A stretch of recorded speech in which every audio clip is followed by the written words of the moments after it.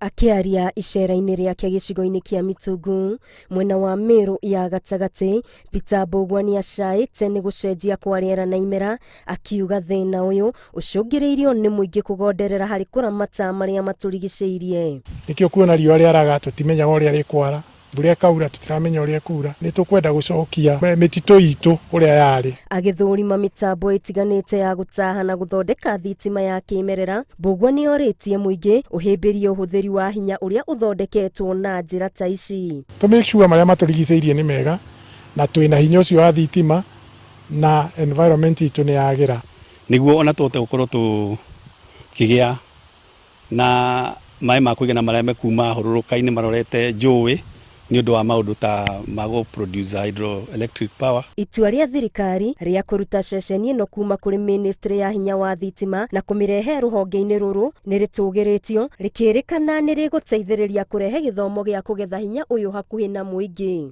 Energy Center ĩno ĩna wĩra mwega mũno ĩraruta kũ make sure Akenya nĩ mamenya ũrĩa kũrekwo na mahote kũhũthĩra maũndũ mau energy sources icio iria itũmaga tũhote kũ conserve environment itũ. Oho mũingĩ nĩ ũthingatĩtwo ũhande mĩtĩ makĩria rĩu kwĩna mbura, na oho ũhĩmbĩrie ũhũthĩri wa hinya wa gĩcoro kĩa mahiũ na hinya ũngĩ ũrĩa ũtarĩ ũgwati kũrĩ marĩa matũrigicĩirie.